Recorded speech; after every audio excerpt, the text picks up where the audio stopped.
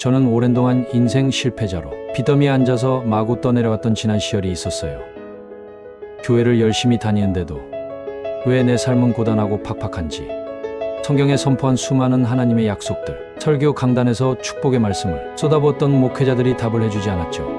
지금은 하나님의 능력과 은혜로 세상의 어떤 교회에서도 볼 수 없는 필요를 넉넉하게 채워주시는 하나님의 도우심으로 살아가고 있어요. 인생이 불행과 고통에 휩싸여 앞으로 어떻게 살아가야 할지 모르겠다고 눈물이 앞을 가리신다면 하나님을 간절히 부르는 기도를 시작해보세요.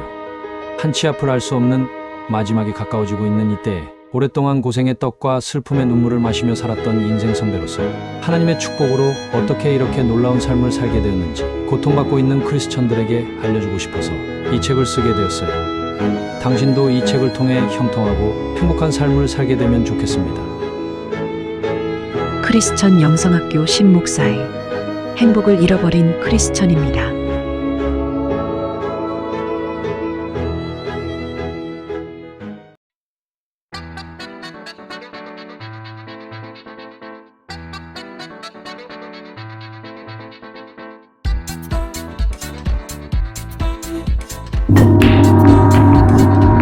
네. 가면서 네, 안 됩니다.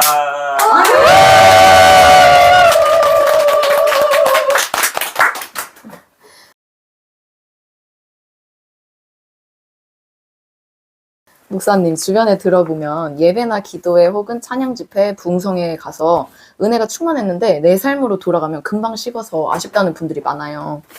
그렇다면 눈물을 흘리며 기도도 하고 은혜도 받고 하니까 다들 나는 하나님과 친하고 내 안에 성령님이 계신다고 굳게 믿고 있는데 사실 삶 속에서는 일반 사람들과 다름없이 문제나 환경에 눌리고 성품에도 변화도 없고 이런 경우가 많은데 진짜 성령이 계신 증거가 뭔가요? 먼저 현대교회에서 하는 그 예배가 과연 성경에서 말하는 예배냐 하는 것에 대해서 짚고 넘어가야 됩니다. 성경에서 말하는 예배는 그 라투레아라는 헬라어 제사를 번역한 것과 아니 프로스키네오가 이렇게 절하다라는 뜻인데 이 두 가지를 번역한 건데 주로 우리가 예배로 번역한 것 중에 대부분 제사를 번역한 거예요. 그러니까 성경에서는 우리가 살아있는 제물이 되어서 하나님을 기쁘시게 하는 게 영적 예배다. 이게 영적 제사다. 그러니까 제사에는 예물이 필요하잖아요. 제물이 필요하다고. 그래서 우리가 제물의 삶을 살아야 된다라는 게 성경에서 말하는 예배입니다. 그런데 현대교회는 의식화했죠. 종교 의식을 만들어서 예배 의식을 만들어서 거기에 참여하면 그게 예배의 삶이다라고 가르치고 있죠. 물론 전혀 틀린 말은 아닙니다. 평상시에 하나님의 뜻에 순종하고 하나님의 기뻐하시는 삶을 사는 사람들이 예배 의식도 찬양을 하고 기도를 하고 말씀도 배우고 헌금도 하고 그러는 거잖아요. 하나님 당연히 기뻐하시는 거지. 그렇지만 하나님은 그런 예배 의식을 기뻐하는 게 아니고 평상시에 하나님이 기뻐하시는 삶을 사는 사람들이 모여서 찬송도 하고 기도도 하고 말씀도 배우고 헌금도 드리는 그것을 기뻐하시는 거죠. 그러니까 평상시에는 하나님 생각도 안 하고 기도도 안 하고 하나님 말씀에 순종도 안 하면서 교회의 특정한 예배 시간에 와서 참석을 한다. 그러면 그게 예배자가 되느냐가 아니잖아요. 교회에서는 인위적인 어떤 그 만족, 인위적인 기쁨을 넣기 위해서 찬양도 그냥 찬송가는 느려 터져가지고 재미가 없으니까 CCM, 곡조가 빠르고 기교가 이렇게 있는 그런 CCM을 또 피아노뿐만 아니라 드럼이라든가 키보드라든가 타악기를 이용해서 아주 콘서트장 비스무리하게 만드는 거죠. 그러면 여러분들도 콘서트장에서 같이 그 노래를 따라 부르면 기뻐지고 즐거워지잖아요. 그런 것처럼 예배를 인위적인 어떤 감정에 빠지게 만드는 거죠. 그렇게 찬양도 하고 아주 큰 소리로 기도도 하고 그런 드럼을 치면서 스피커로 쾅쾅 울리는 그런 데서 그냥 찬양하고 예배를 드리다 보면 격앙이 되잖아요, 감정이. 그게 하나님이 주시는 기쁨이라고 생각하는 거죠. 감정이 격앙되는 거. 사실 이런 것들은 나이트클럽에 가도 다 격앙되고 나이트클럽에 돈 주고 가서 춤추고 노래하고 그러는데 안 기쁜 사람이 어딨어. 그런 것처럼 교회에서도 그렇게 인위적인 감정의 격앙을 만드는 거예요. 그러니까 찬양 집회가 끝나면 당연히 식죠. 그런데 교회에서는 그게 성령이 충만한 거다 이렇게 잘못 가르치고 성령님께서 만약에 그런 기쁨을 주셨다 그러면 찬양 집회뿐만 아니라 어디에선지 그런 마음의 기쁨이 있어야 되는 거잖아요. 그런데 평상시에 성령이 주시는 기쁨이 없다 보니까 이렇게 인위적인 자의적인 음악이나 어떤 집회 분위기를 띄워가지고 기쁨을 누리게 하는 거니까 당연히 끝나면 없는 거죠. 식고 냉랭하고 그러면 또 이런 데 또 찾아가고 그래서 계속 뺑뺑이를 돌리는 거죠. 이런 걸로는 성령이 주시는 기쁨을 체험할 수 없습니다. 그러니까 결국은 한계가 있는 거죠. 유행가도 처음에는 새로 나왔을 때는 기쁘지만 계속 불러봐 안 기쁘죠. CCM도 처음에 나왔을 때는 너무 좋지만 그거 그 유행 지나면 그거 재미없어. 또 새로운 거. 이게 무슨 성령이 주시는 거야. 근데 교회에서는 이게 통해요. 어차피 다른 대안이 없으니까. 이런 게 예배가 아닙니다. 성령이 주시는 그런 기쁨은 기도와 말씀으로 하나님을 만나는 거죠. 그래서 성령님께서 우리 안에 들어오셨을 때 내가 주는 평안은 세상이 주는 것 같지 않다. 주 안에서 기뻐해라. 이게 성령이 주시는 평안입니다. 하나님이 주시는 것들은 감정을 격앙시키는 게 아닙니다. 잔잔한 평안. 이런 평안은 언제 어디서나 항상 이런 마음이 떠나지 않습니다. 그 대신 기도와 말씀으로 하나님과 동행하는 삶을 살아야 되죠. 그러니까 이런 평안을 누리려면 평소에 쉬지 않는 기도, 하나님을 부르는 기도와 전심으로 성령에 내지 않은 기도를 통해서 성령님께서 늘 동행하는 영적 습관을 들여야 됩니다. 목사님 말씀을 들으면서 예전 생각이 났어요. 뭐 집회 참석하고 그리고 선교단체 예배 참석하고 뭐 이런 기억들이 떠오르는데요. 그때 뜨거웠고 방언도 하고 또 성령의 능력의 증거인 치유도 일어나고요. 기적도 일어났는데 그런 건 진짜 성령이 임재하신 게 아닐까요?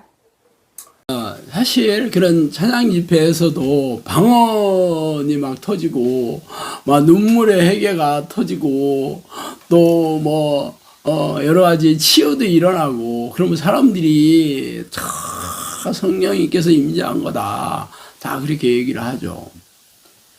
물론 방언이 초대교회 때 오순절 사건으로서 성령이 임재하신 증거가 방언이죠. 그리고 성령의 인도하심을 따라서 여러 가지 기적과 이적으로 예언도 있었고 치유도 있었고 또 하나님께서 다양한 기도의 능력으로 기적과 이적으로 문제도 해결해 주고 장애도 치유를 받고 그래서 행복하게 살게 해주시면서 영혼구원 사역을 했던 건 사실입니다. 그렇다면 이 모든 방언이 다 성령이 주시는 거냐 하는 것을 우리가 짚어야 됩니다. 사실 사도행전에서 얘기한 방언은 전부 외국어였습니다. 그래서 디아스포라로 흩어진 유대인들이 순례하러 예루살렘 성전에 왔을 때 자기 고향말을 듣게 돼서 사람들이 놀랐던 거죠. 그 방언을 주시는 목적은 하나님을 모르는 사람들에게 전능하신 하나님이 살아계시다는 것을 알리는 표적으로서 방언을 주는 겁니다. 근데 지금 현대 교회에서 하는 방언은 그런 외국어 방언이 아니고 전부 단음절을 무한반복하는 그런 방언이잖아요. 그러면서 이게 무슨 천사 방언이다 그렇게 얘기를 하고 있습니다. 방언들은요 사실은 기독교인들만 이런 방언하는 게 아닙니다. 중들도 이런 방언하고 힌두교도들도 이런 방언하고 그러면 그들이 하는 방언은 성령이 주시는 게 아니잖아요. 귀신이 주는 방언이잖아요. 저는 귀신을 쫓아내면서 귀신들이 하는 방언을 수도 없이 들어봤습니다.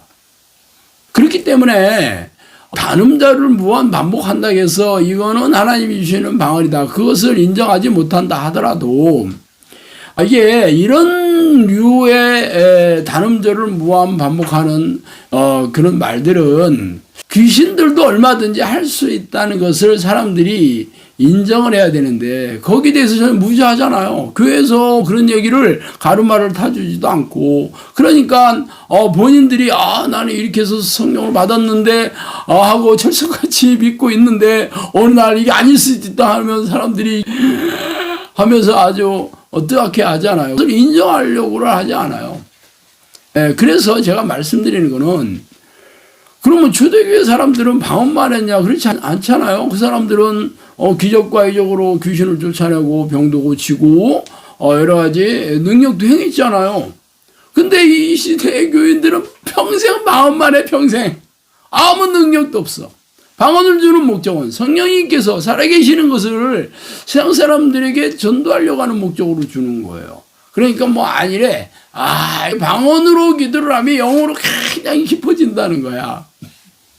그러면 성령님이 내주하고 계시다는 증거잖아요. 그러면 방언만 하는 걸로 끝나는 사람이 어디 있어요? 성령께서는 우리 안에 들어오셔서 하고 싶어 하는 게 영혼권사이거든요. 그러니까 하나님의 나라는 말이 아니라 능력이 있다고 그랬잖아. 성령을 받은 모든 사도들과 제자들은 전부 귀신을 쫓아내고 병을 치유하는 그런 놀라운 이적과 기적으로 영혼권 사역을 했는데 이 시대는 그런 게 없어. 그냥 방언만 해.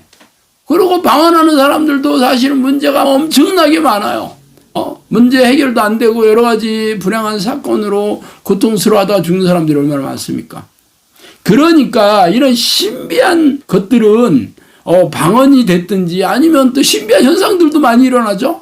뭐 장풍을 쏘고 뒤로 자빠지고 금가루도 떨어지고 아말감이 금리빨 변했다는 등 그런 것들은 성경에는 당연히 없죠. 그런 얘기를 하면 성령님께서 못하실 게 어디 있니?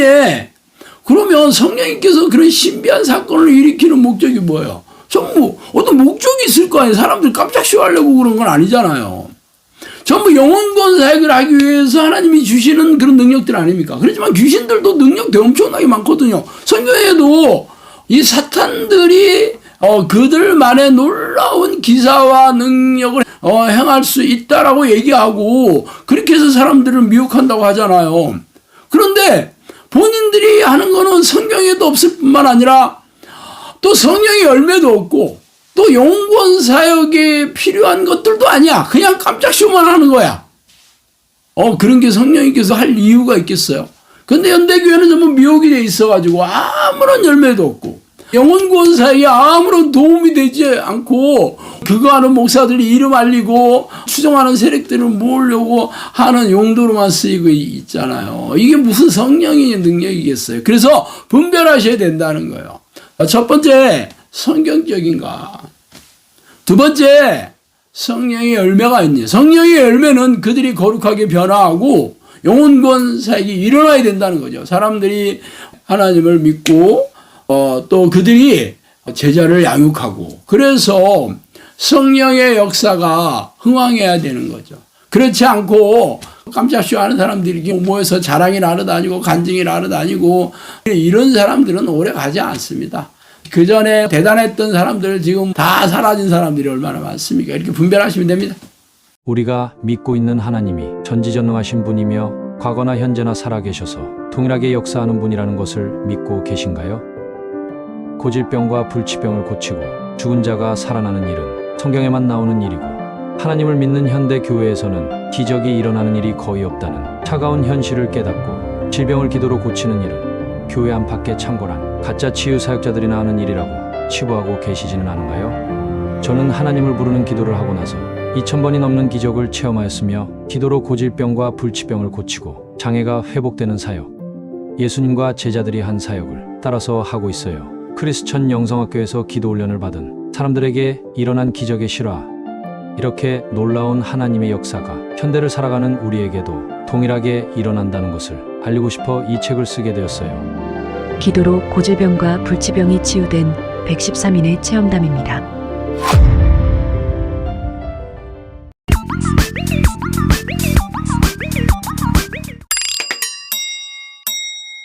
목사님 말씀에 따르면 하나님께서 주시는 은사와 기적과 이적은 아주 명백한 목적을 갖고 있고 그건 반드시 영혼 구원 사역으로 이어진다고 하셨는데 사실 그렇게 따지고 본다면 저희 현대교회에서는 그런 열매들이 너무 없는 것 같아요.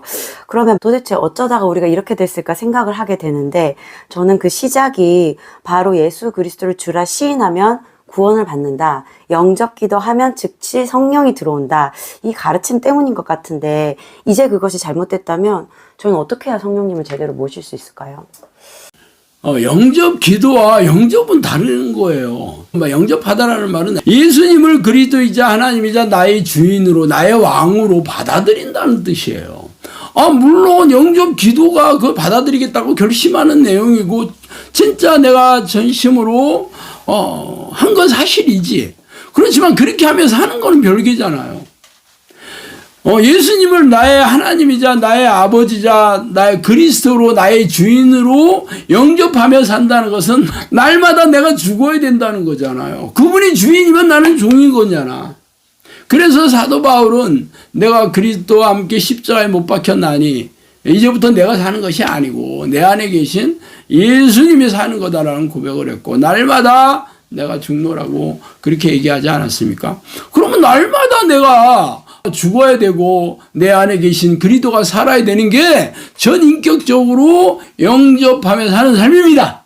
그런데 영접기도 한 번 했다고 해서 그게 그렇게 된다면 얼마나 좋겠어. 영접기도 하고 나서 교회 간둔 사람들이 얼마나 많습니까? 그런데 뭐 성령이 안에 계셔. 그리고 시인하는 것도 마찬가지예요. 시인하다라는 말이 고백하다라는 뜻인데 역시 똑같아요. 그런데 그거를 성령이 아니고는 예수를 주라고 시인할 수 없다. 그 말을 그냥 다 그 너는 시인했잖아. 시인했으니까 다 성령이 안에 계시는 거야. 그러면 성령이 안에 계시면 성령님이 내 안에 들어와서 뭐 하시겠어요? 그냥 놀고 계시겠어요? 주무시고 계세요? 아니잖아요. 성령이 내 안에 계시면 나를 통해서 하나님이 계시다는 증거가 나타나요. 성령에는 하나님의 나라는 말이 아니라 능력이 있다. 성령의 능력이 나타나야 되죠. 하나님의 나라는 성령 안에 있는 의와 희락과 화평이다. 그런 기쁨과 평안함이 있어야 되고 하나님의 의가 드러나야 되는데 하나님의 의는 예수 그리스도의 보혈의 공로로 말미암아 내 죄가 용서함을 받고 죄와 싸워 이길 힘을 주셔서 구원의 길이 열렸다는 거예요. 그런 것들이 날마다 내 안에서 일어나지는 거잖아요. 성령의 열매로 증명해야 되는 거잖아요. 그래서 내가 또 성령의 능력을 받아서 귀신을 쫓아내고 병을 고치면서 영혼 사역을 해야 되는데 평생 나는 영접기도 하고 주를 시인했고 주일 성수하고 있으니까 나는 구원 받았고 내 안에 성령이 계시다고 믿는 많은 사람들이 세상에 나가서는 온갖 죄를 다 짓고 회개할 생각도 안 하고 마음은 늘 건조하고 냉랭하고 그래서 재밌는 일 없나 즐거운 일 없나 그러고 세상 풍조를 따라가는 사람들이 얼마나 많습니까? 그러다가 교회 간둔 사람들도 얼마나 많아요. 그런데 무슨 그런 형식적인 행위들을 한번 했다고 해서 구원을 빼앗길 수 없다는 등 이미 천국이 예정되었다는 등 이런 말장난 해가지고 사람들을 전부 영적 잠을 재우게 하고 있으니 그래서 지금 현대교회가 다 지금 무너지고 쇠잔해지고 지금 다 찌그러지고 있는데도 아무도 회개하자는 그런 교회도 없고 목사들도 없고 우리는 문제 없어요. 우리는 괜찮아요. 이러고 있잖아요. 지금 잘 되고 있는 데는 이단교회밖에 없어요. 답답한 일이 아닐 수 없네. 오늘 또 열받았네.